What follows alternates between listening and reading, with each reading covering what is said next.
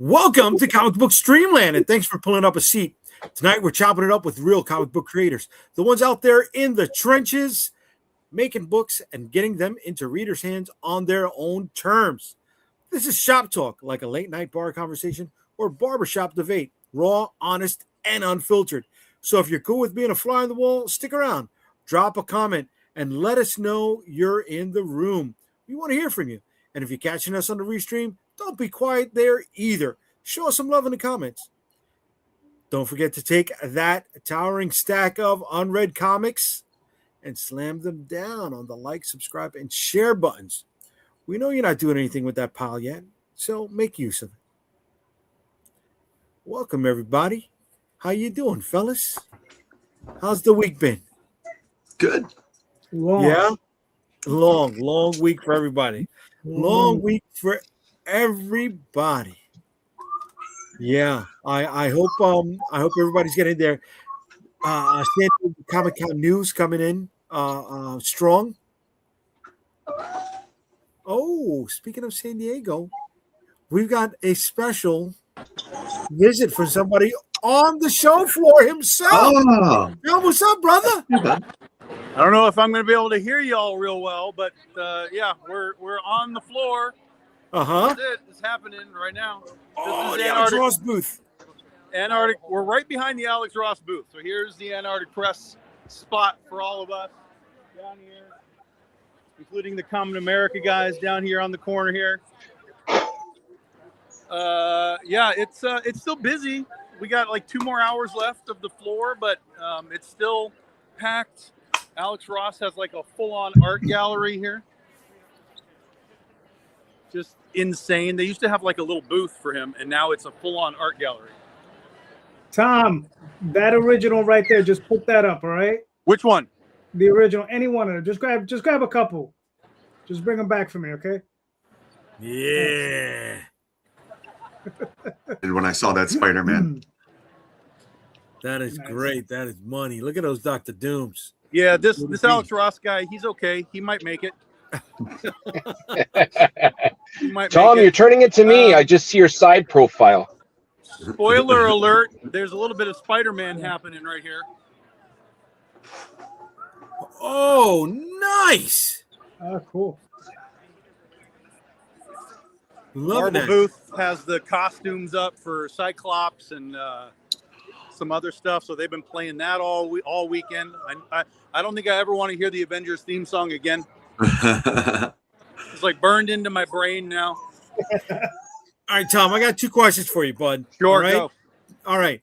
First, are you making money? Yeah, it's been pretty good in here. It's been pretty good, yeah. Especially Nice. since I'm in a spot that, like, I'm in a weird spot, you know, with a new publisher, and but a lot of our fans have found us. I'll show you a little bit more here. Our fans have found us, and there's been new people that are buying stuff, and you know, so that's all good. Here, we'll go over to the sideshow booth here.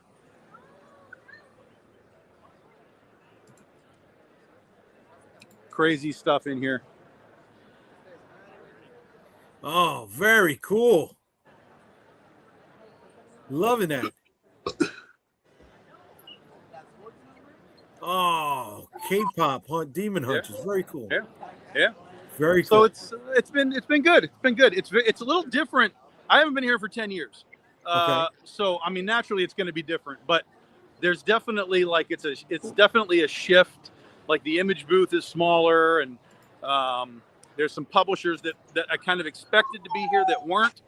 But you know, it's there's definitely more comics than I expected. The Artist Alley is all the way down there, like 3 football fields. It's down there. Oh, so it's close. So that's kind of one of the drags. Is it's like everywhere you want to go, it's like 20 minutes to get there. Nice. But yeah, it's been a good time. It's only day 2, day 2. Yeah, we got 2 more days. And I'm exhausted already. Yeah. Have you eaten? Because you're getting skinny by the moment there, buddy. No? You haven't eaten. Did we lose you? Uh-oh. We're losing service. We're losing service from our man on the street. Did you? Did you eat yet, Tom? Love the ceiling. Okay, there we go. That's it. That's it. No, maybe, yeah.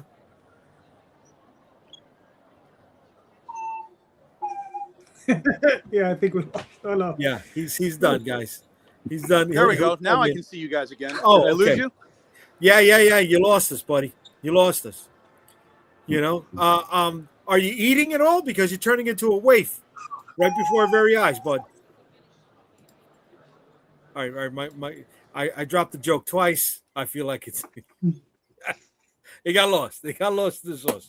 All right. I found that like when I try to go back for a joke the third time, that was like it's a law of diminishing returns. That was God's way of telling me it wouldn't have landed. So Speak for yourself. I would beat that horse to death until everybody's frowning at me. Yeah, you know, I think it's the sound of my voice that triggers him, Fred. I really do, because There you go, Jay. One more time. right? Ay. How wavy is he looking? But it looks like he's making I mean, he said he's making some money out there. Weird, it looks a little empty for Friday. This should be rush hour. Oh, here he comes. He's back in. Okay, yeah, I lost you guys. I didn't know if the internet had died out or what. Yeah. What should we call it? The show floor does look empty for like a Friday afternoon, right? Or is it just there's so much space to fit people? This is Friday at 5 right now. Yeah, Friday at 5, and it's packed. Yeah. You know, Okay. it's packed. Yeah. I like. It's gonna sound like a joke, but it's not. I like the space. The thing is, the floor is huge. Yeah. And you're gonna have like certain sections where you can't even walk through. Okay. But yeah, that does there are happen. certain spots gonna be clear. Yeah, there was a spot down there where they have the Star Wars Pavilion this morning, and everyone was just standing there. All they were doing was playing Revenge of the Sith on the screen. They were just playing an old movie, and everyone stopped, and they were just standing in the hallway watching the movie. It was crazy. Wow. Okay. Yeah. I'm not paying San Diego Comic-Con ticket prices to watch the movie that I got on DVD, but you know, whatever. It's communal, right? You joined up with everybody. Yeah. So have you bumped into any celebs yet? Anybody stop by the booth of name and value reporting? The only person that came by is the guy who is directing the new what the hell's it called? Attack of the Killer Tomatoes movie. Oh shit. So he came by. He was there. Other than that, it's just been artists that I haven't seen in a long time. And there's a lot of them here. Artist Alley is small here, but it's jam packed. Yeah. You should have asked for a cameo. Like maybe you could have like voiced a tomato or something. It's already done. The movie's done. Like they're releasing it next year, so it's wrapped. Really? Is there a trailer anywhere? I would love to see that. Probably. I mean, they're here, so maybe they dropped a trailer while they were here. I don't know. Maybe Tom would be the one tomato. Tom would be the one tomato that if there was like some kill scene, he'd be the tomato in the background, just insulting the person, not doing any physical harm. I just can imagine like a set for that where somebody's just off camera throwing tomatoes at the actors, like get him, throwing tomatoes at them. That would be great. Because in the old days, they were just like rolling them around on skateboards and stuff. That's fun. What did you do for a living? I throw tomatoes at people on screen. That's it's Tom, something. Tom, if he comes back, you got to give him the pitch. See if we can get him on here. You know what I mean? If we could get the director from the new Attack of the Killer Tomatoes here on Comic Book Streamland, that only gets us one step closer to getting anybody from that other from Laser Blast. If we can get the tomato guys, we can get Laser Blast. Yeah. for sure. If you guys are watching, you want anybody from the new Tomatoes movie on here, let me hear it. Say something in the chat. Say tomatoes. Say tomatoes in all caps. And then we'll work on it. Let us know you're watching, chat. So is that the image booth you're passing by right now? This is the image booth. Yeah. Doing a little walk around here. I like that, man. I like See, that. this is what I expect for Unstoppable Comics at New York, right? Damn fucking right, baby. That's Yeah. how we do. That's how. If you're not doing this, what are you even doing in comics? You know what I'm saying? You know what I'm saying? But I don't know, Calderon. Maybe you could chime in on this as a retailer, right? Somebody who had that retail background jammed into me. I see all of that unused square footage that should just have product on it, and I feel triggered. What about you? You're talking about for Image? Yeah. Oh, but you know how they are, man. Yeah, but all that square They're there to footage is because display. they have lines for miles. Oh, really? Yeah. Right now it's mellow, but like when Todd was here, the line ran out the booth all the way around and down past our booth. So wait, they blocked you, or no? They lined them up down the middle of the aisle, so there was still traffic. Okay, good. So it was fine, but yeah, this place they designed this stuff so that they can have lines. I like that. Oh, that's the those are the McFarlane figures, right? Yes, this is the McFarlane booth. Wow, that's jamming right there, guys. Yep. Look at that. Look at that. Oh, he's doing. He's doing Wonder Woman. I know. I need that Wonder Woman. You know, they say McFarlane doesn't do female figures, but there you go. She's right there. Yeah, he used to do a bunch of angels for the Spawn line, so you know. Yeah, that's right. But he does like his monsters. I mean, that's fair. Yeah. He did those until he lost the license. Yeah, he did. Look at that. That's a hell of a booth. So what? So the Image booth is divided up into like 4 different corners? What is that, like a 30 by 30? Oh, no, it's bigger than that. Really? It's probably 40. It's probably 40 by 40 at least. Yeah. It's big. Wow. It's big. Yeah. So it looked like Kurtman had his own section, McFarlane had his own section, and I guess the other 2 sections are divided by the rest? Just sort of Image in general, yeah. Yeah. Okay. Yep. Okay. Yeah. Are you getting any rest, dude? I went to bed at 9:00 last night. Like, I got home. I went into the hotel. I laid down. I watched the last half of a movie, and then I was unconscious until 7 this morning. Look at that. You don't see, that's the thing about Comic-Con nobody talks about. Some of the best sleep in your life is going to happen at these big events. Yeah. Yeah. You're literally dead to the world, you know? How far are you from the convention? I take a trolley. It takes about 20 minutes. Takes me up to Mission Valley. No, it's really easy. It's really easy. I just got to get up early to get here in time. So here's our acrylics for the con. Hold on. Let me give you the single there. Go ahead, shoot it. Look at that. Very nice. So that's the new set there, and then this is our Logan's Run 50th anniversary cover. Very cool. That's awesome, Tom. Good stuff. Love that, dude. I have to say though, this is as closest to Tom as I ever want to get. Tom, we're seeing every strand of beard on your face right now. I know. What are you talking about? I just see right through. I don't have any headphones, so I can barely hear anything. It's okay, buddy. Yeah. It's all right. Listen, you're giving us firsthand. You're a man on the street right now, Tom. I love it. Yes. Yeah. So, unless anybody's got any questions or wants to see something, I'll let you guys go. But I wanted to give you a little taste of the floor down here. Yeah, that's awesome, Tom. Thank you. Tom, before he goes, yeah, man. Yeah, what's up? Any questions, guys? Any questions for Tom before he shoots out? No, I only have one order. Make all the money. Yeah, brother. Brother. Make that fucking money out there, kid. Take pictures, Tom. Take more pictures. You know what I mean? You're seeing it live. You don't need no pictures. There you go. Nice, man. We want to celebrate with you, brother. Look at that. There's a 9.9 Superman. Holy shit.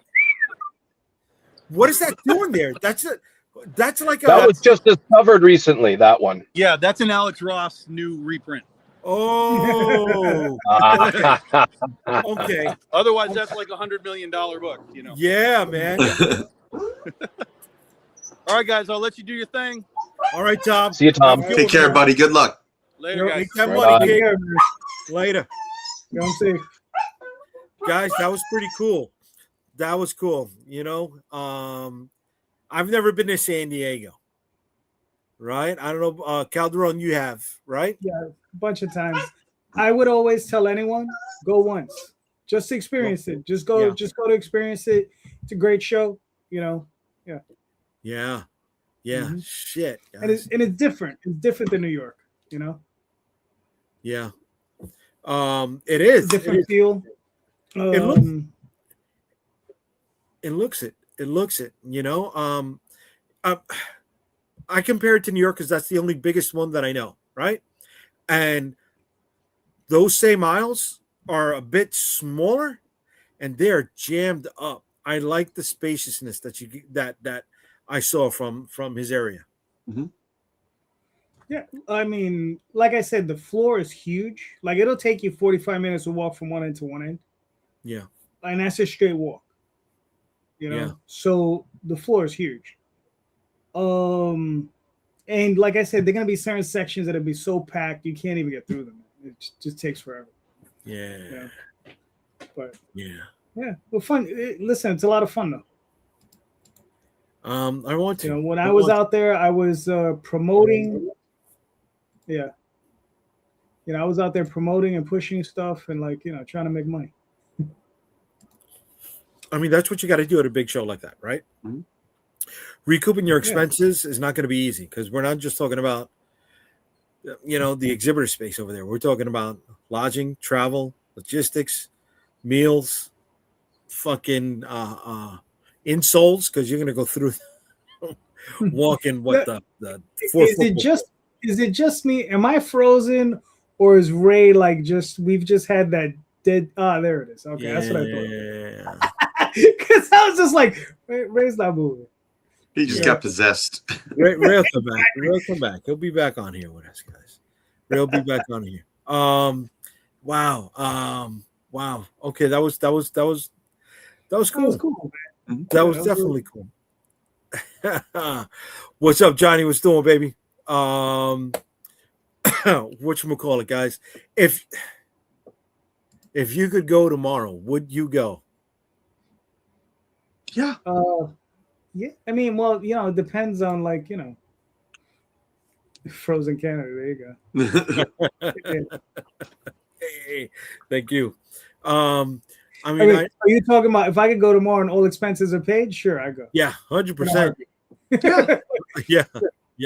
I just talked to the guys at my job. Like, listen, opportunity lifetime, need to go. Right. What about you, Fred? Are you? Hell yeah. Yeah.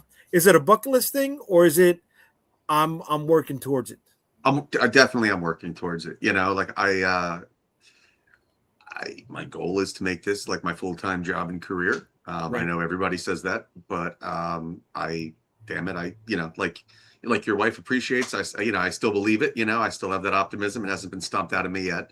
Yeah. And that's where I want to be. I would like to, one day be at one of those tables and doing my thing.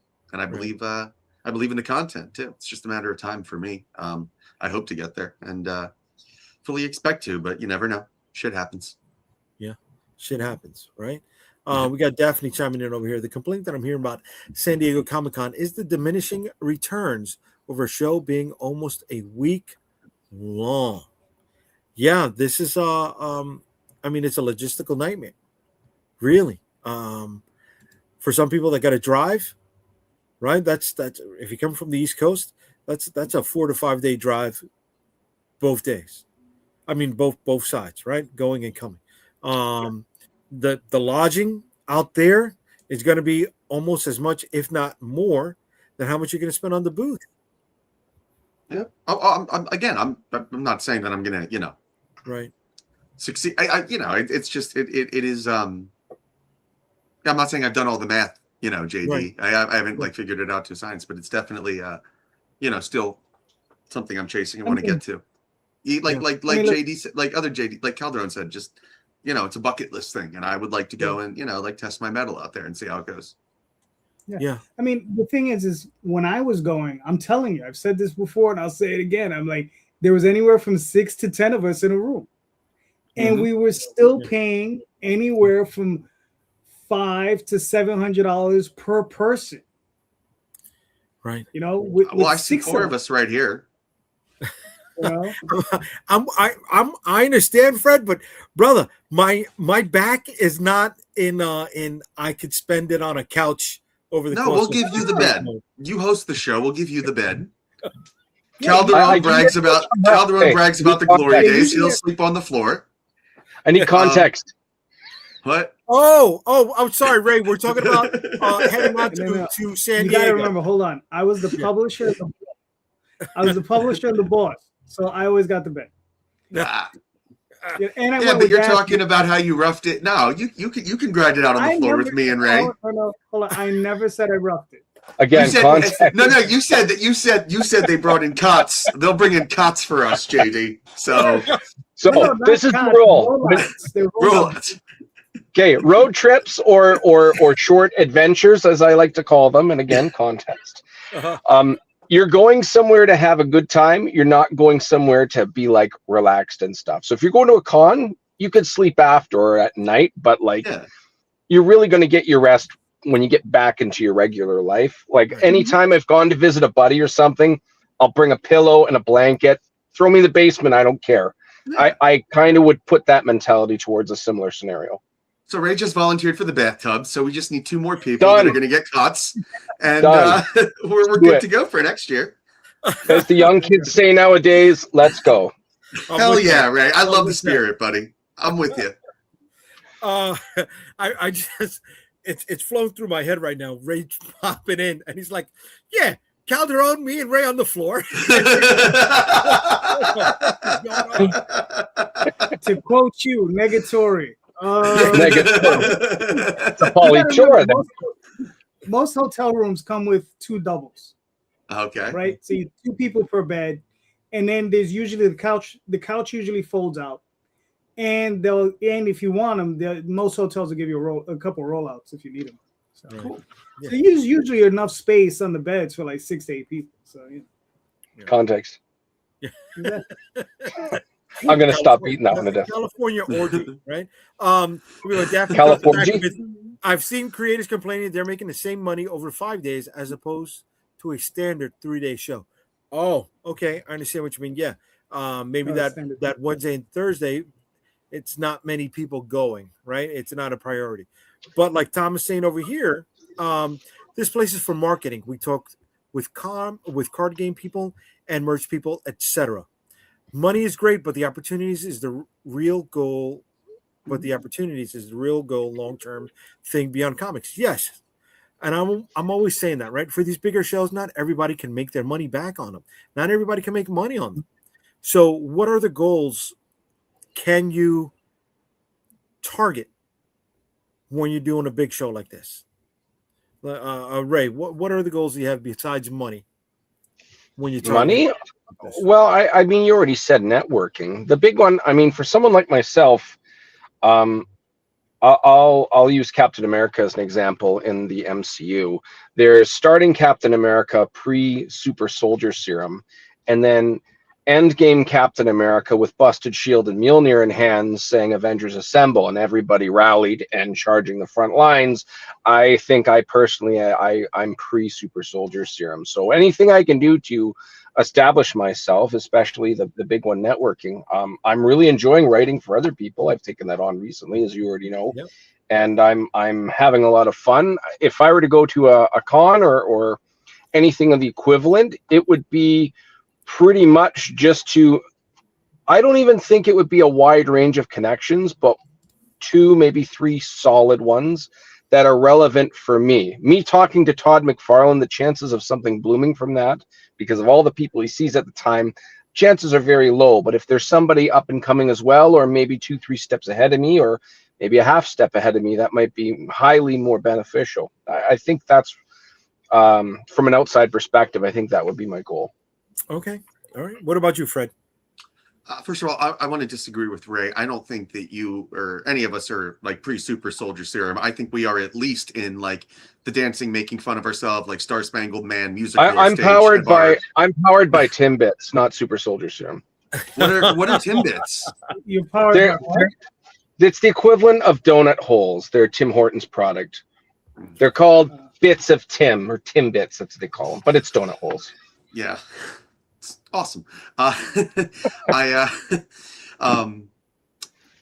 so what was the question? Oh yeah, I actually, and what Ray said was actually spot on too. Like a lot of times, like when I've gone to cons in the past, I would go around with like a stack full of my comics and tried to give them out to people and stuff. And sometimes I've had some success, but for the most part, he's right. Like not a lot blooms from like that conversation that you had that you think is going to be so productive. Sometimes they do, but for the most part, it's not. So I think actually what Tom just said would be probably my next focus, right? Get to meet people that are doing different things in the creative space. If I can talk to people about doing a board game or anything kind of cool to expand my thing. And really, I think my goal at any con or anything I do right now is just eyeballs, right? Figuring out new ways to get eyeballs on the product, get in front of one of my new things. I'm going to, try to focus a lot harder on, reviewers and things of that nature. And just, networking, but different types of networking than I've done in the past. Okay. All right. Calderon, where do you sit on this?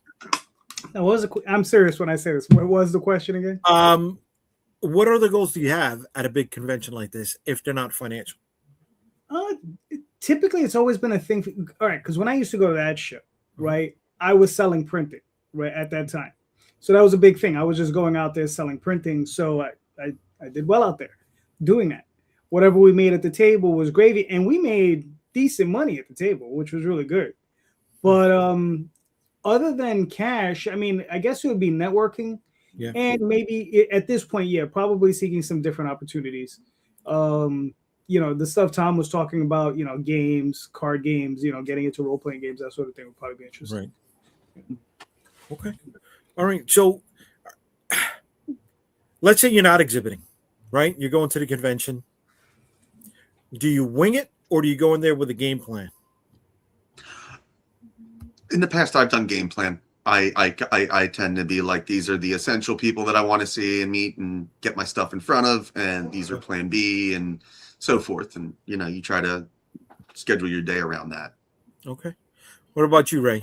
You winging it or you got a game plan going into like something like San Diego Comic-Con? That's a tough one to answer because I think if you have too rigid of a plan, you might miss up on some opportunities. Mm-hmm. I don't know if it half is the right answer, but you have to have a little bit of flex room.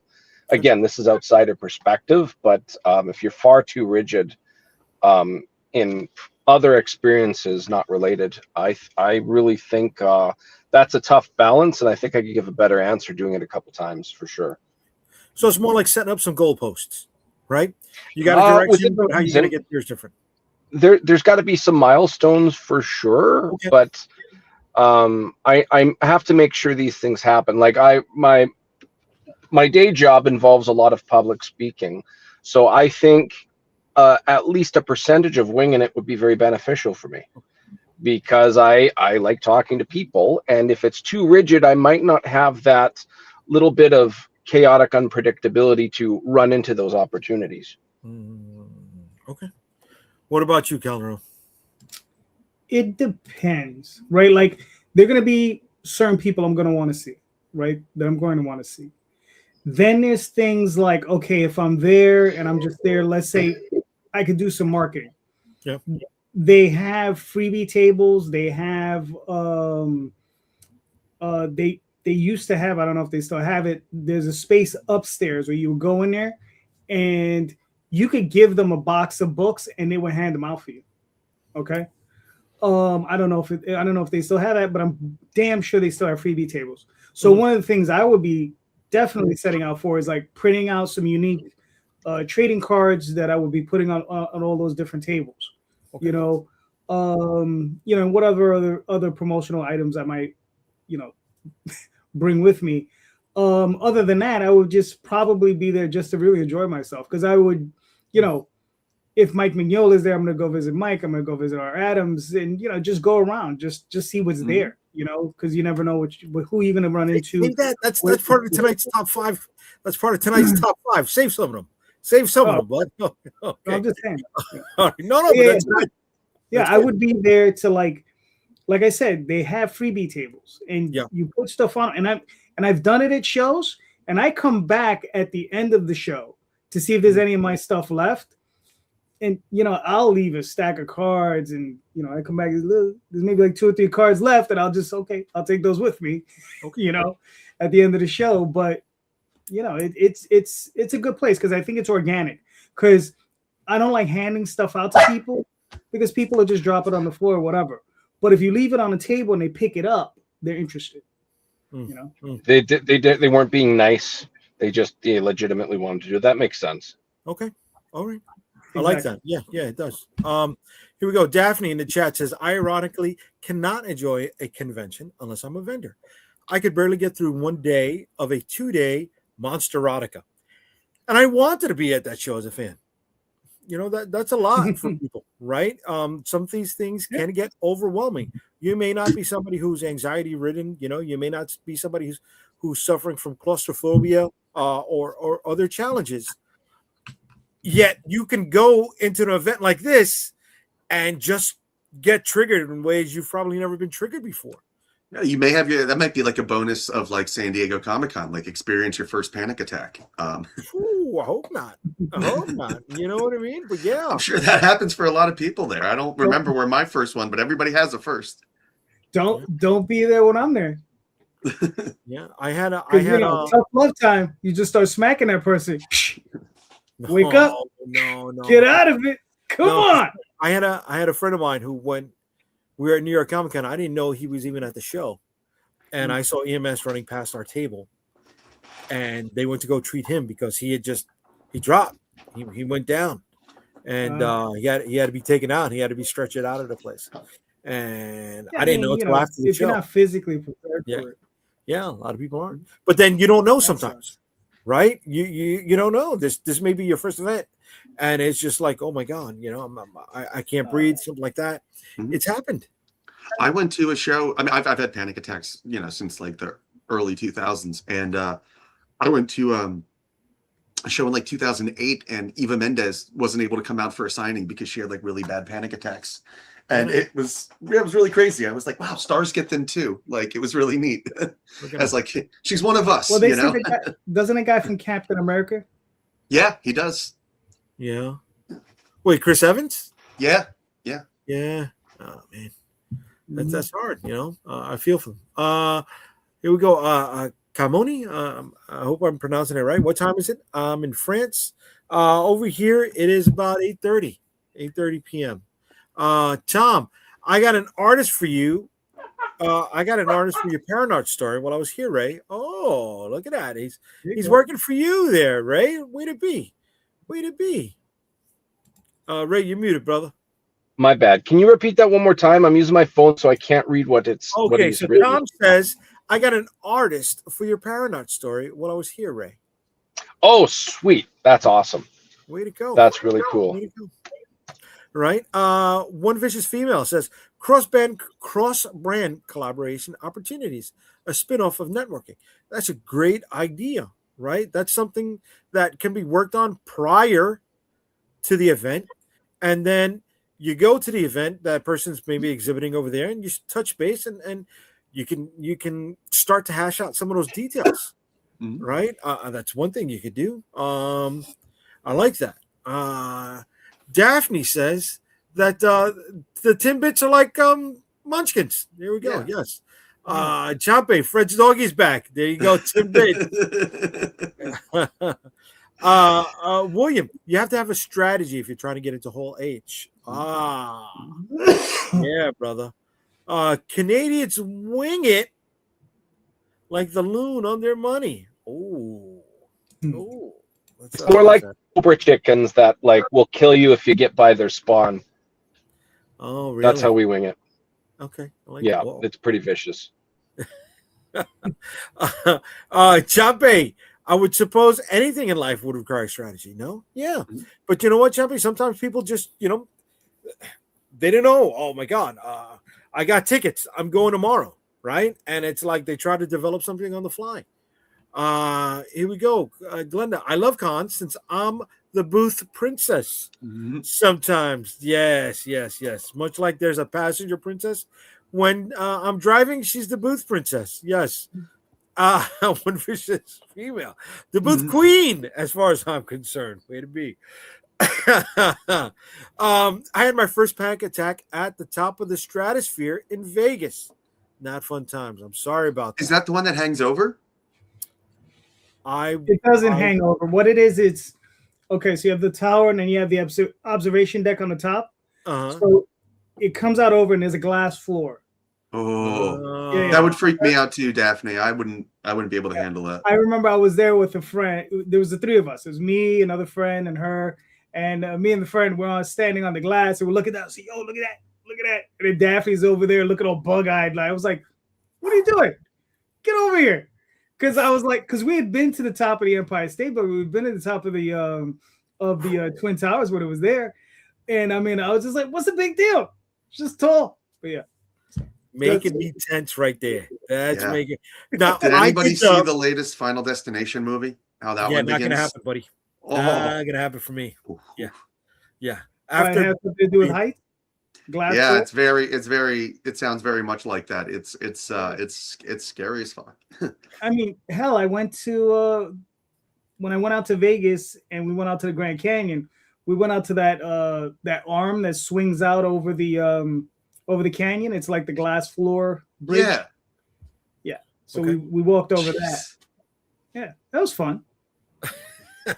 I'm getting tense just thinking about it. Okay. I hope you really did, because I thought you were sleeping on floors by your story last time, and now I found out you had the bed every time. I'm a little demiffed by that. Yeah, look at that. Some people, right? I mean, I never said I slept on the floor. I just said they were all in the room. Tom's coming back with Hall H is just stand in line outside for it. That's all. Okay, I didn't know Hall H was outside. I thought it was inside. Or do you mean outside the hall, not outside the venue? Outside the hall, yeah. Okay. The only strategy I know about Hall H is that you line up at 4 a.m. and never leave once you're in. That sucks. Yeah. That sucks. For like a 1 hour panel, maybe? Huh? Is that for sometimes it's a 1 hour panel? I doubt it goes 2 or 3. There's multiple 1 hour panels. One after the other. So you're saying you get in and you just stay for all of them. Right. Like you might have people that are there, I don't know, just for argument's sake. You have the Buffy creators on there and they're there, and then the guys from Game of Thrones will be next. And then a lot of those panels, they'll give stuff away. Oh, okay. Right. So depending on the panel, you might have Todd McFarlane in there for an hour with the rest of the Image guys. It's not just gonna be him, it's gonna be a bunch of them. But they might give away what? They don't clean out the I don't know. It seems like to me there would be a way to be you know what I mean? It doesn't switch out for each guest or each panel. It would seem you should have to. No, plan. People will leave, but not everyone leaves. So there's some people that probably sit out there all day hoping to get in and maybe get an hour panel, if any. That sucks. Sometimes you got to sit through 2 or 3 shitty panels or panels you have no interest in, just to get to the good one. What you want. Yeah. Here we go. All right. So I never knew. I had no idea how that worked. That's why I was just curious. Yeah, me neither. Yeah. Hall H is for all the movie trailers, etc. Okay. William says Hall H is an all-day thing. If Marvel's at the end of the day, you stay. They don't clear you out. Look at that. Got it. And Tom replies again, they don't clear the hall. Wow. Yeah. I never knew that. That's interesting. Yeah, that's definitely a first. Wow. Okay. Because in New York, they clear the halls out. And I think it holds up to 5,000 people. It's huge. It's huge. Okay. I think Daphne and I had only been in there once. Wow.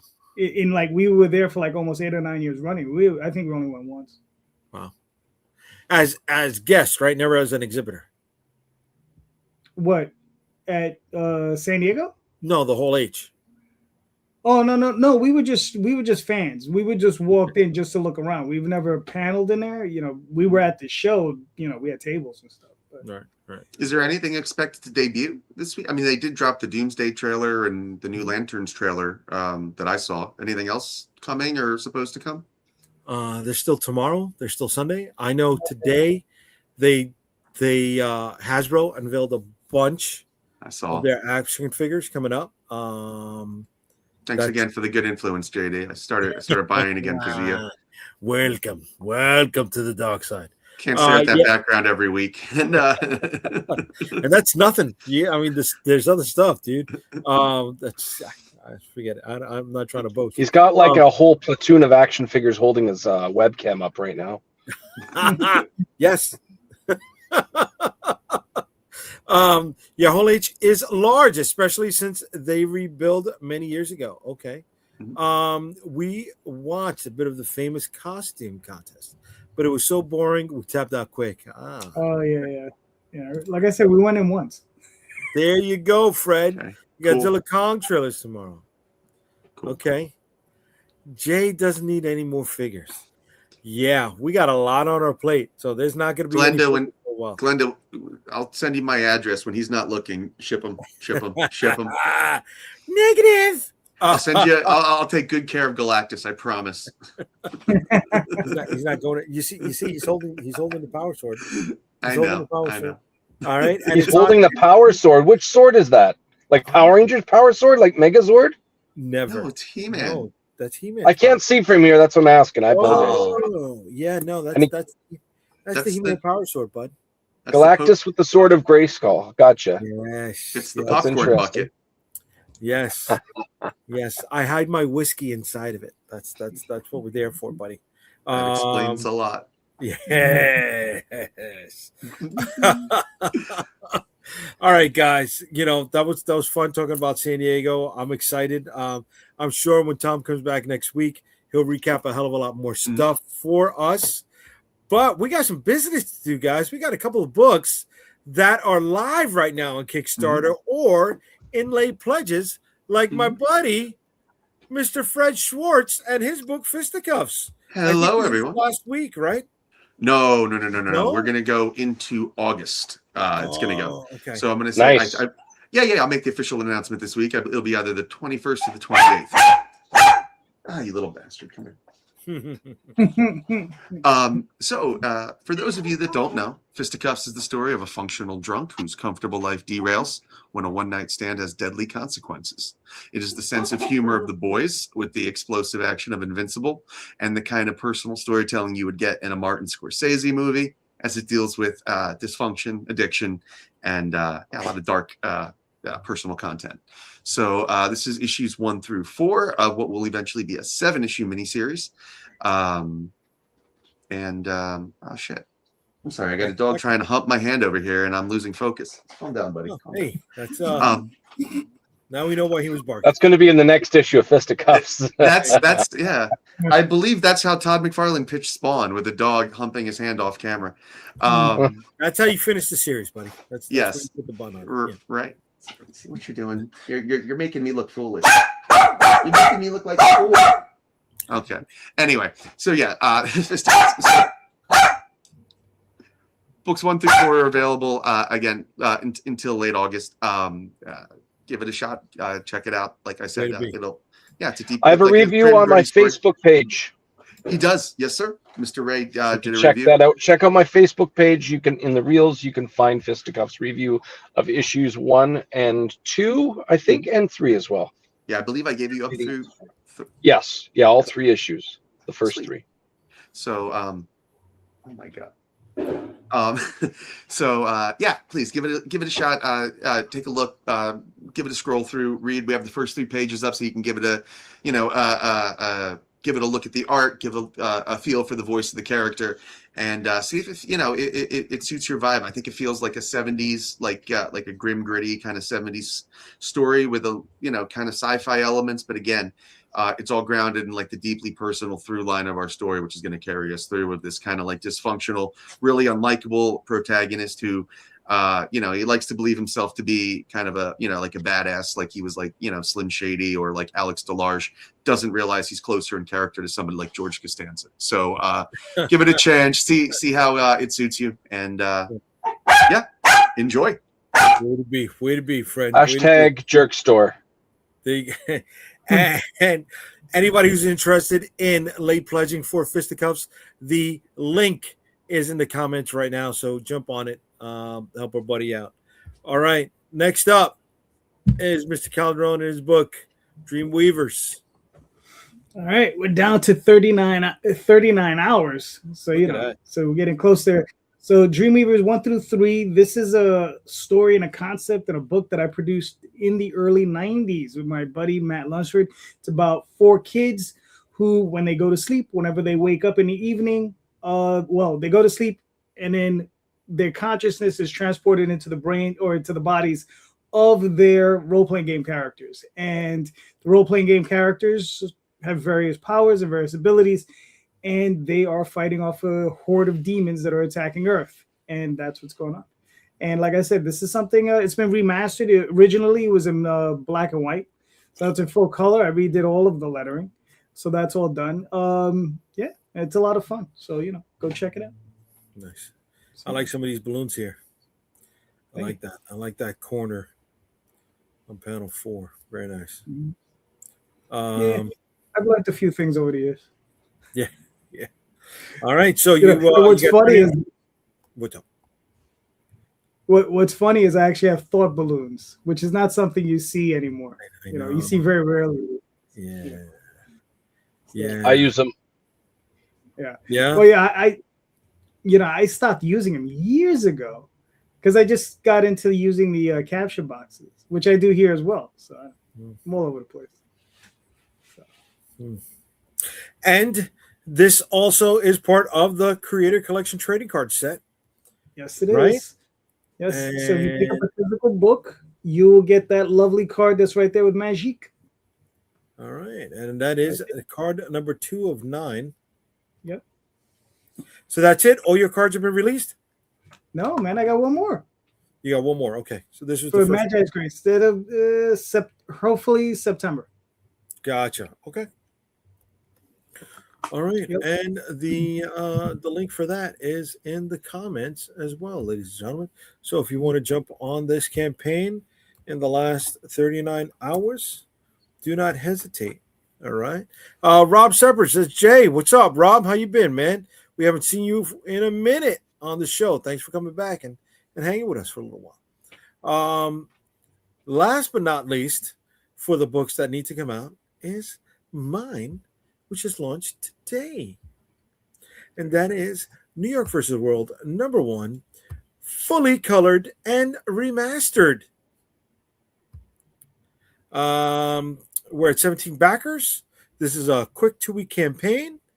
And here we go. This is our main cover. It's our zombies coming out of New York City subway system. For anyone who has backed one of the Unstoppable Comics campaigns in the past, here's a nice little joint collaboration that one vicious female mentioned in the chat. I am awarding anyone who has supported an Unstoppable comic in the past with a holofoil trading card of Betsy the Zombie of Liberty, but in a fake magazine cover for Comic Book Streamland. This very podcast, live stream, whatever you want to call it, show on YouTube. If this was a fictional magazine like The Old Wizard, right, I would have loved to see this on the cover of the magazine. So that's what I'm doing over here. And that is added at no extra charge to anyone who has supported an Unstoppable comic book in the past. So here we have the first cover.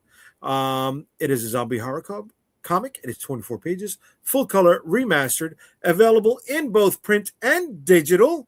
This is the standard cover, written by me, illustrated by Andres Barrero, colored by Michael Summers, and the cover by El Muerto, Kristen Giuseppe. But that's not all. We have a very special variant cover, which is honoring New York City Championship basketball. This variant cover, I was holding it off for the New York Comic Con, but why wait? Let's get it out there. Let's bring it into the world. Let it breathe. Let it have some life. It's a variant cover for the zombie comic book. 24 pages again, full color, remastered, available in print and digital. Also available as a standard cover or a premium holofoil cover that can be added on to any reward or bought in one of the packages later on. The difference here is the cover is by Raphael Sam, and I love the way he is bringing to life our latest addition to the Chibi zombie universe for New York versus the World. Here's a little look at what the original pages were and what the remastered page looks like. You see the lettering has changed a little bit there, and the color has been added. Same thing with another sample page and third sample page. You can pick up other bundles if you are looking to add to your New York versus the your Unstoppable Comics comic book collection. So you could pick up the original 3 New York versus the Worlds in black and white. Same thing with Curse of the Dragonstorm or the first 3 issues of Vicky Sticks. You can also grab the character guide if you are interested as well. We've got a bunch of shirts. Here's the son of a bitch. I thought I fucking added it. All right. Sorry. Here's our shirts, right? The Betsy walking through the city. The original look for Betsy, illustrated by Champe. This was one of my favorite shirts there, the New York versus the World. But then this is again honoring the New York City Championship basketball. I don't want to say their name, but you know who I'm talking about. Their colors are represented over here in blue and orange. And we've given this representative of our new Chibi zombie family a name. And he is the New York Knickerboxer. Knickerbocker Avenue is a very well-known avenue here in New York City. Nice tap dancing. I'm stumbling, buddy. I'm stumbling. I want to chime in with the creator trading card set that I mentioned earlier with Calderon. So our first stretch goal is including my second card in the set. So if we could get to this bad boy, anybody who is making a physical pledge will have this also added to their rewards at no extra charge. I also got a bunch of pins, guys. These are 2.5-inch enamel pins. I have usually just sold them at conventions. This has been my go-to. This was big for me at conventions. It's easy to travel with. They don't take up a lot of space, and I got a lot of people who are clamoring for them. So I figured now's the time to start offering them in the campaigns. And we've got our original enamel pin of New York versus the World, 2.5 inches, and it's our skull and baseball bats. It also glows in the dark. I didn't mention that there. Pin number B is the original look for Betsy, the Zombie of Liberty. Then we've got our pin that was released last year at New York Comic Con. That was our special. And that is Postal Pete. It's 2.5 inches. And then we go into our black and white glow in the darks on the right. Again, with Betsy, with Postal Pete. And then we have a New York City subway token with baseball bats behind it. Represent the New York versus the World. Talk about what the story is about, why we're using Kickstarter, who is on the creative team, and then showing you again the set of cards that you can collect. And if you get them all from these various campaigns, you put them together. On the back, there's a special image that can only be seen in its full glory once you get all 9 cards, guys. And the links for everyone else's campaigns are also in the back. Some of them are currently live. Some of them are still able to be acquired through late pledges. So those links are available right here on the campaign. Yes. Look at that. Oh, we jumped up. 2 backers. Okay. I'll take that. Thank you, everybody. I got 60 more days left to go. And, we got one hell of a road to get there. Well, here we go. We got some people in the chat. Oh, let's fucking go. That's right. The unstoppable pins are the best. Thank you. Yeah, I love those pins. Those pins are money in the bank for us. I love seeing people wear the pins, right? As they're passing by, I'm like, oh, where did you get that? Right? But they got them from me. Oh, and I gotta let everybody know, shit, that campaign is also going to be in the comments. So let me put that in there. I got a few more campaigns to go before the year's up. What's up, brother? I just Googled. Do you know what a Knickerbocker actually is? You know what they named the street after? What? It's a Dutch person. Uh-huh. It's like a Dutch. It's like it's a term for the Dutch, but it specifically Dutch that wore like knicker pants. So that's where the term comes from. Weird thing to name a street after, I'd say, but it's a big street here in Brooklyn, right? Best place in the world. Not true.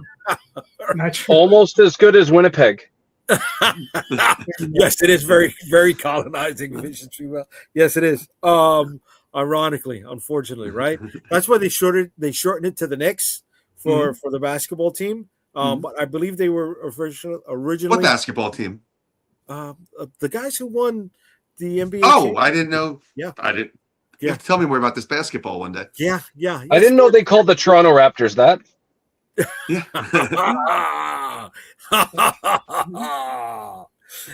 I was not allowed to watch the playoffs at all because one, I'm a jinx, right? And all of my friends and family told me, hey, don't watch it because if you watch it, they're gonna lose. And the one game that I did watch, they lost. So I had to hide back in my hole. But then it was also my wife who knows me from all the NFL Jet games and sees how frustrated I get. She says, if you watch the games, right, you're going to go to bed late and then you're going to go to bed pissed off if they lose. So just don't watch the games.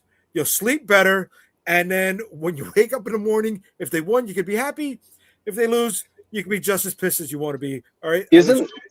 Isn't that what happens I think it's in Goodfellas, where the one guy, if he bets on that horse, the horse is guaranteed to lose? Let's Freddie go, Mush. Kryptonite. Freddie Mush. Is that Goodfellas? Freddie Mush, yeah. It wasn't Goodfellas. Which one was it? Which one? A Bronx Tale. Oh, okay. I think it was Freddie Mush. I was called Freddie Mush because I was bad luck in cards. So I don't know if it was me or not. But so Mush is a real person. Uh-huh. And he played himself in the movie. And he was that shitty of a gambler. Yeah. And his bad luck extended to the afterlife. While they were carrying his casket out of the funeral parlor, the handle on one of the sides broke, and the casket just dropped onto one side. And you'd think people would have been upset, some rightfully so, but others who knew Mush said, that was par for the course with him. Yeah, I gotta go back and watch That's it. I remember loving that a fake movie. TV show called Coffin Flop does that. I don't know if you guys know that reference, but no. I hope that's not. It's legit. A sketch comedy, but anyways. Okay. All right, guys. We only got about maybe 20-25 minutes left, and here we go. Daphne says they filmed the Bronx Tale a couple of blocks away from me in Queens. Oh, look at that. And Perdomo, loving the Betsy t-shirt. Damn right you do, Perdomo. You want at least 10. That's the number I want to fucking hear. I want at least 10 of those shirts. That's right, baby. He's got people that want the shirts. Yeah, we'll get you 10, brother. We'll get you 10. But with the time we got left, guys, I wanna hit the top 5. All right, you guys ready to do the top 5? We're not going to do any random selected numbers because I don't want to hear. Oh, it's rigged. It's not rigged. It's just I'm shitty at selecting the random wheel generators that we're going to use. So Shit, we're gonna start off with top 5 conventions that you guys would love to go to if given a chance. That's easy. That's easy. All right. I'll go. You want to start? All right, Fred, you start. Yeah, San Diego, obviously, because as we talked about, that's a big bucket list one. New York, I would love to. I went as a guest before, but I would love. Which New York Con? Big Apple, New York Comic Con, New York Comic Con. New York Comic Con. Okay. Yeah, I went as a guest before. I would love to go and be on the other side of it. C2E2, I'd imagine. I feel like that would be worth checking out. Emerald City is another big one, and then a buddy of mine invited me like a year ago, and I wasn't able to go. But I would like to go to Baltimore. I've heard that's a really good one for like creators and a lot. And he knows some cool people there that he says he can introduce me to, who I would really like to meet. Cool creators who I've enjoyed their works my whole life. So yeah, those would probably be the 5 off the top of my head. I'd want to hit all the big ones and just see what they're all like, and hit bingo, scratch bingo off on my card. Okay. All right, cool. Ray, what top 5 conventions are on your list, brother? Well, because I'm not in the States, the obvious ones being New York and San Diego. Those ones I'd like to go at least once for the experience. I'd love to go to a Comic-Con in Texas, basically just to meet a couple specific celebrities that don't travel too far out of Texas. Mm-hmm. I guess I can't say the one pretty like 6-minute drive from here. Winnipeg Comic-Con I like, even though it's super tiny. I just love it a lot. The last 2 I'll say is pretty much either sides of my country, be Toronto and Vancouver. That'd be the last ones I'd say. Okay, cool. Calderon, what are your 5, bud? I mean, it's a little hard because a lot of them I've been to already. Okay. So if I was to go back in the States, obviously New York is one of them. Mm-hmm. But San Diego, probably MegaCon. Okay. Even though I've vended at MegaCon before, but and then the other two, the 2 that I haven't been to that I really like to go to is Angoulême in France and Comiket in Japan. Very cool. Okay. Here we go. Tom's chiming in. Let's hit him before I get my 5. Just had a guy come by Critter, and he knew me from my movie reviews. Tom hates everything. Oh, look at that. You get spotted in San Diego, baby. Way to be. All right. My top 5. You know what? I'm going to take New York and San Diego off of the list. Everybody's saying them. Right? I don't want to waste those picks. So I'll go with Rose City Comic Con in Portland, Oregon. That's a really creative driven convention, and a lot of creators, big creators, not just attend it but live out there. So I'd love to network at Rose City. Who mentioned Emerald City before? Fred or Ray? Fred. Yeah, Fred. Yeah. I want to do Emerald City. I think that's Seattle's pretty cool. Ray, if I could, I'd love to do TCAF, the Toronto Comic Arts Festival. That'd be cool. That'd yeah, be I can understand that. Right? I think there was a oh my god, Narcello, what's up, Papa? Narcello, how we doing, bro? A small little documentary about them on Amazon, right? The TCAF one? Okay. Yeah, I haven't seen it. No, okay. It was some years back. I'd like to do Dragon Con in Atlanta. That'd be a good one. Right. Special mention to Legion's Con. It's a small con here in New Jersey, but it's a toy con that is based off of the work of the Four Horsemen. They do a lot of toy designs, stuff like that. And they've got Legions, action figures. I have never seen a show this small that has had attendance from all corners of the globe. I've met people there from New Zealand. Like, I'm talking about small town New Jersey, Mm-hmm. right? And What town in New Jersey? I don't remember the name. I know that it was next to the town that has the Polar Express set up for the holidays. It's about 35 minutes from the GW Bridge. Okay. I don't remember. But the reason why it's held there is because their studio is not far from it. Right. Right. So that's I've heard of the company before from when I lived in New Jersey, but it was probably like, almost 10 years ago now. So it's interesting to me. These guys come out of there buying it. I mean, they're coming out with little radio flyers, right? The big wheel picnic basket on wheels, just filled with toys. You don't see people with a bag or two. You see people coming out with like full shipping boxes of just figures, man. And that's like, I've been on the waiting list forever for that show. But then, Marvin's not here, and he said Heroes Con in North Carolina is a good show for indie comic guys. And I really want to do Heroes Con if I can next year. Right? Now that my sister has a place in North Carolina, I've got lodging. So that may be on the schedule for next year. All right, so that's that top five. Guys, the second top, wow. The second top five of the evening is, who are the top five people you would love to see at a convention?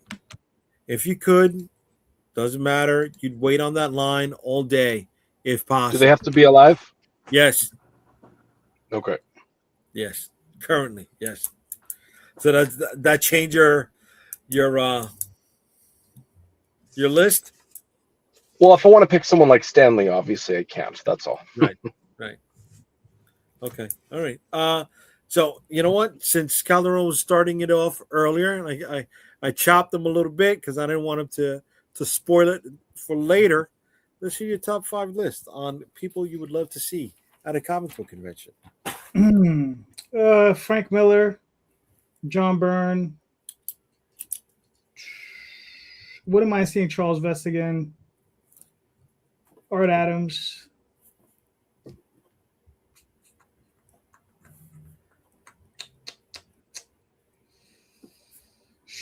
Alan Moore. That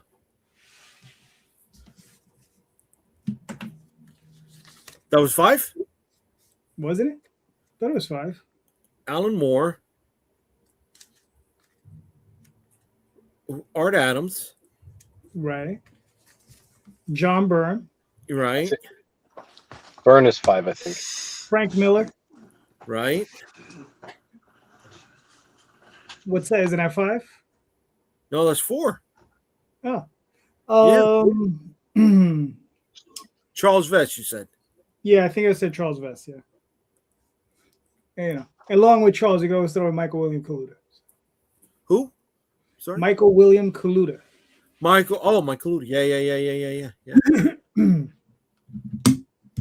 Okay. All right. Ray, you ready, buddy?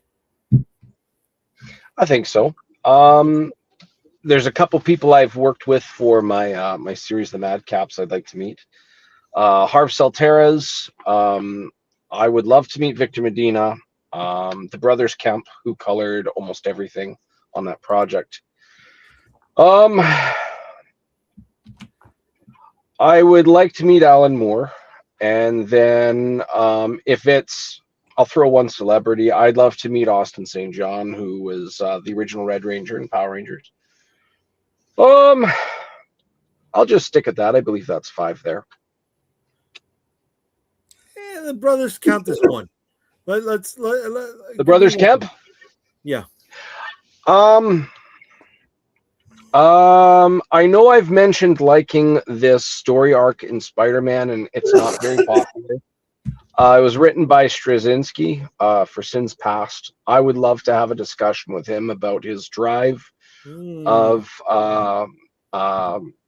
his perspective on Peter's obligation to somebody who's been dead for years. I would really like to have a conversation with him about that, so I'll put him on the list. That's good. I like that. Okay. Fred, you've been in thought there, bud. I am. This is hard to whittle down. All right, I'm gonna, because what Ray said, it didn't even occur to me that, like, I would love to meet Stan face to face, who did Fisticuffs, who did the art on it. Now he lives in another country. Stan Yak. Stan Okay. Yak. Yep. He's never Not Stanley. Yeah. But yeah, he's I've never met him face to face. I would love to, just I would love to spend the day with him walking around one of these cons. So yeah, Stan. I've never met, and especially now that I have a comic, I would love to just pick the brain of Todd McFarlane and try to get him to read my shit. I've met Frank Miller before, and like a few times, and like he actually remembered me from my book the first time. So I would love to go back, but the last time I saw him, he was kind of in a rush, and we didn't really interact. So I would like to go back, and third time's the charm it, and see if if there's whatever. Mm-hmm. Tom King, I had a good conversation with about my book, but I didn't hear back from him, so I'd love to follow up and just see how he's doing. And then, man, this last spot's a tough one.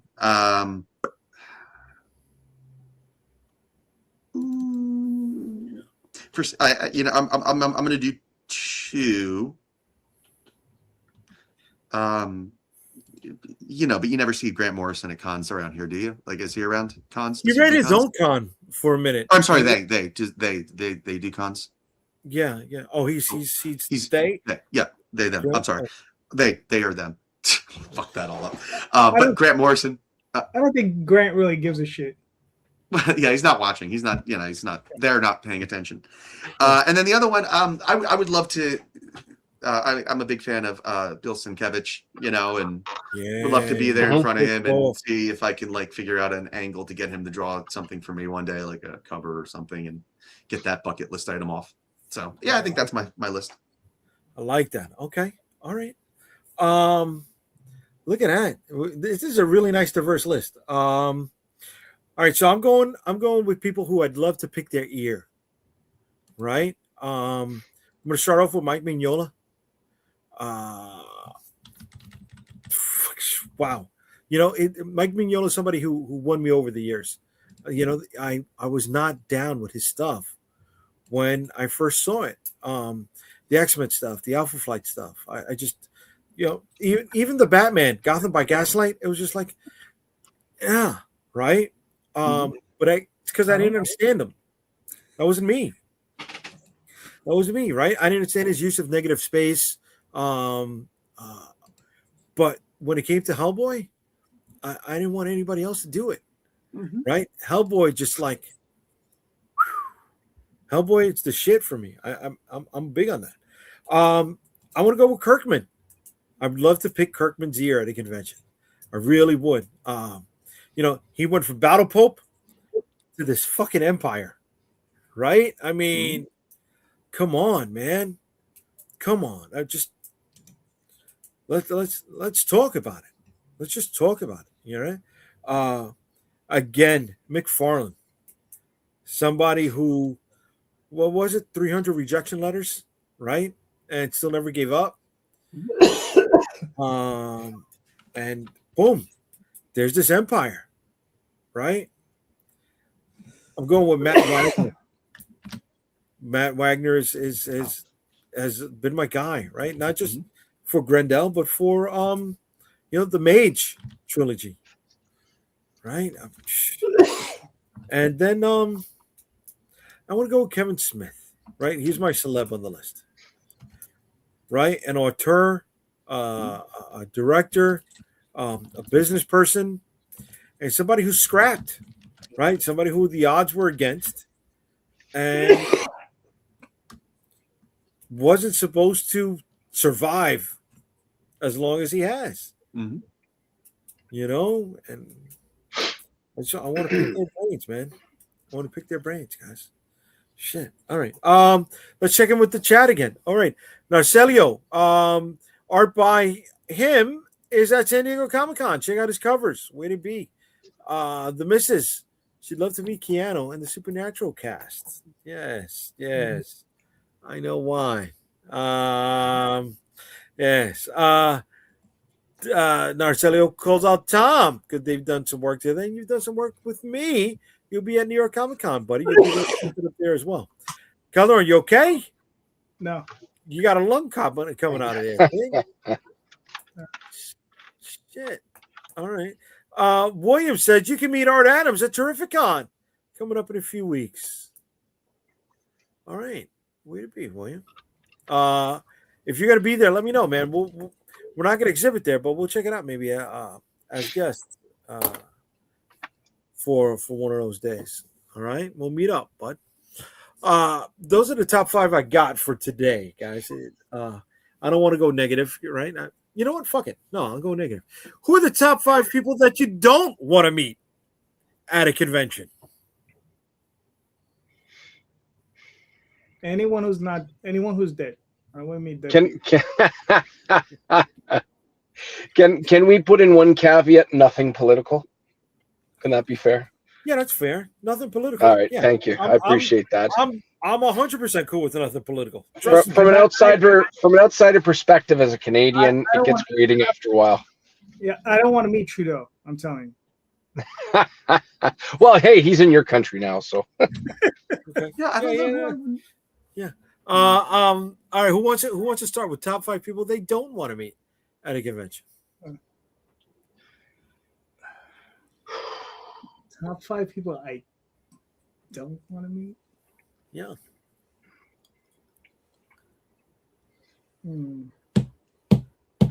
I know Jay doesn't want to meet any celebrities that were from Laser Blast. I know that. Yeah, I can't. I mean, is there anybody that like I really don't like right now? I can't think of anybody that like I'm not a fan of or drives me nuts or anything. Give me a minute. There's got to be somebody. Can I offer an amendment, Jay? Yes. Maybe people at Comic Cons that you feel are like overrated. Whatever you want. That might make it a little bit easier to pick a list. That's even worse.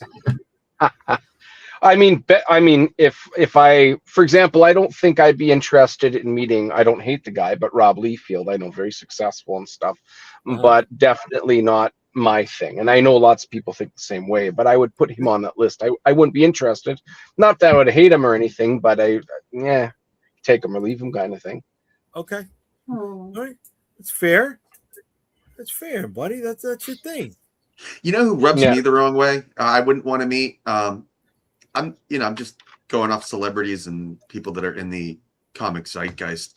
I'm not a fan of Don Cheadle. He really, every interview I see him in, even in the movies, he always shoehorns in some dumbass poker reference. Like I've enough's enough, bro. Like I get it. Like you think you're cool and you like to play cards, but like I don't need it in every movie. I don't need to hear how things are a bad beat and shit like that. Like it's here I gotta. If you don't like Don Cheadle, I got a movie for you where you'd actually like him in the role. And this is one of my favorite love stories in film. It's called Out of Sight. George Clooney and Jennifer Lopez, of all people. And Don Cheadle plays a corrupt amateur boxer or pro boxer who like took dives and stuff. But he meets Clooney in prison, and he's a real. You like to hate him in that. He does a good job in that. Okay. Yeah, that's Out of Sight. Look that one up. Yeah, I've seen it ages ago, but I haven't seen it recently. That's a precursor to the whole Ocean series. Don Cheadle, George Clooney, 100%. Don Cheadle, George Clooney, the director, and it had a tie-in with Jackie Brown because Michael Keaton played a character in that movie. Oh yes, he does. Brown, that crossed over to Out of Sight, and he was the He was the same character. He was the same character. And I never knew that. Wow. Yeah. So they reached out to what's his name, Quentin Tarantino, see if they can use him for Out of Sight, and that was legit. Yeah. Interesting. I got another one. Henry Cavill. You know, you guys can all stand in his line. I can't stand the dude. He's you know, he was not a good Superman for me. I've never seen him in anything else that I ever liked him in. Like I can Immortals. Immortals. I'll always stand with Henry Cavill in Immortals. Not seen it. Sword tucked under his shield, spear in his other hand. That was pretty good. You look him up in Count of Monte Cristo. He plays the son. Yeah.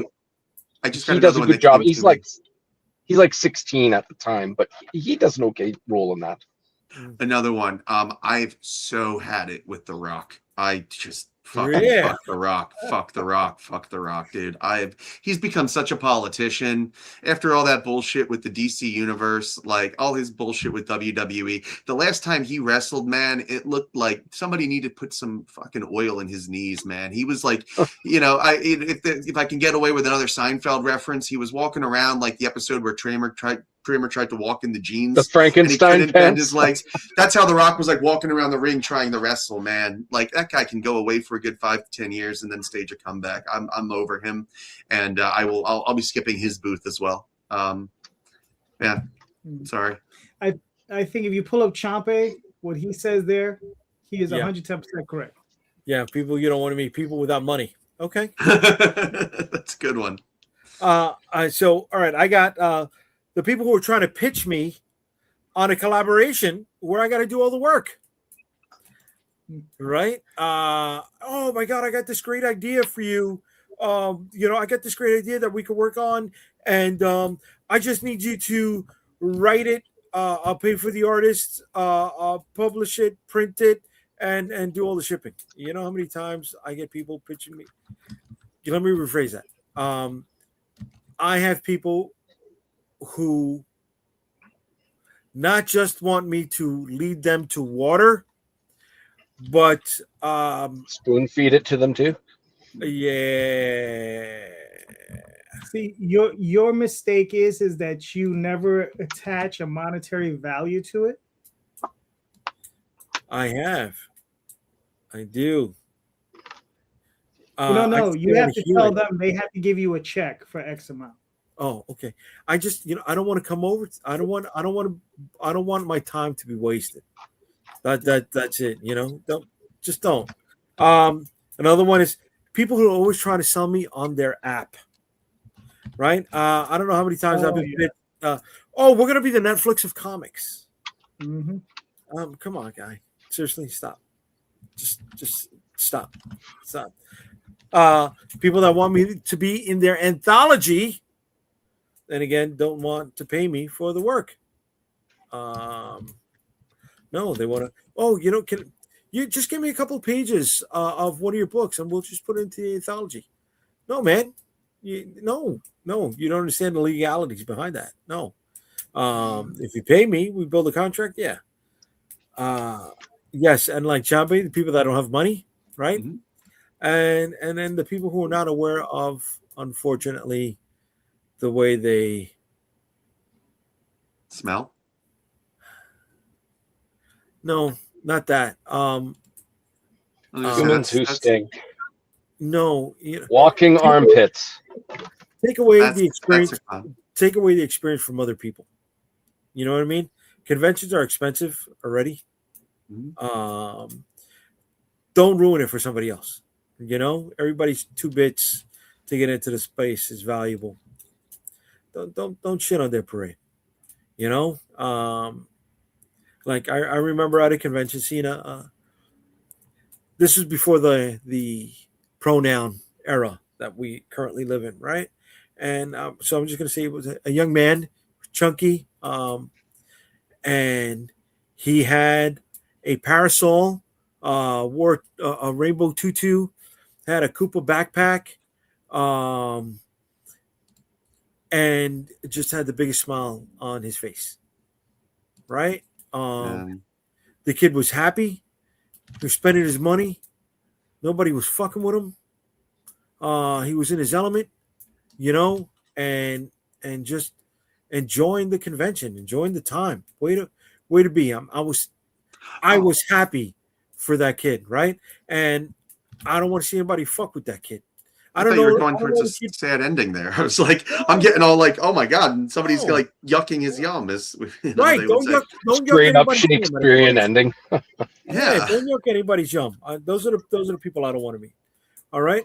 Here we go. We got Champion chiming in with Pedro Pascal and Zendaya all over the place. Would not want to see them in real life too. Okay. I can respect that. Comics are a way to escape reality.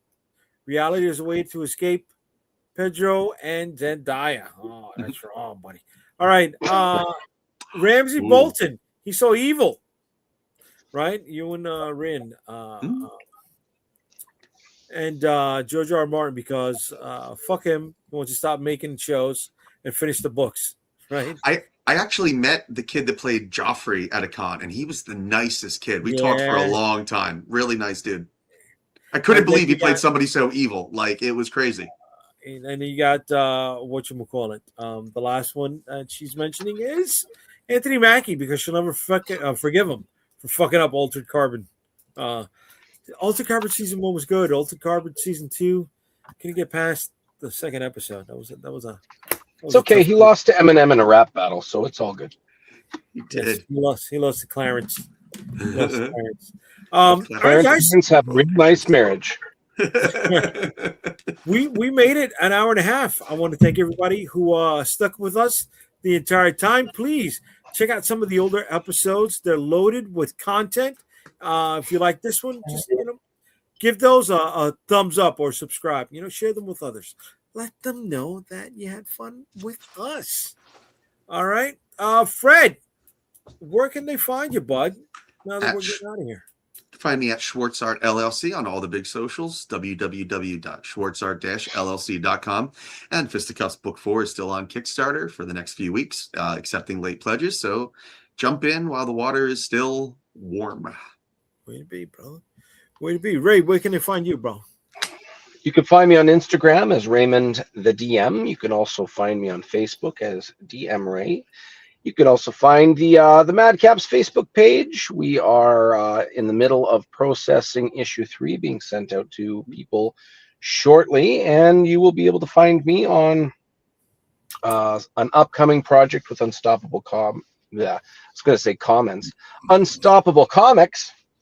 and keep your eyes peeled for that. I'm looking forward to getting this bad boy rolling. Way to be, brother. Way to be. Calderon, where can they find you, kid? Facebook, Twitter, Instagrams. This Sunday, back here with a couple of these fine gentlemen. And most importantly, on Kickstarter with the Dreamweavers, and pretty soon, again, the Oswald Chronicles. Right. Can't keep a good mouse down. All right. Way to go. All right. You can find me at unstoppablecomics.com. Comic Book Streamland is a division of Unstoppable Comics, so I want to thank you all for hanging out with us there and over here. Sunday will be Calderon. October, I'll be at the New York Comic Con booth number 1971. So come check us out. I will start revealing what some of our convention exclusives are going to be in upcoming episodes, so get ready for that. The next 2 weeks, we've got New York versus the World #1 live. Check that out. And you can find me also at any of these other social media platforms. So pretty much Unstoppable Comics and everything. Thank you, everybody, for hanging out with us. Have a good night. See you next week.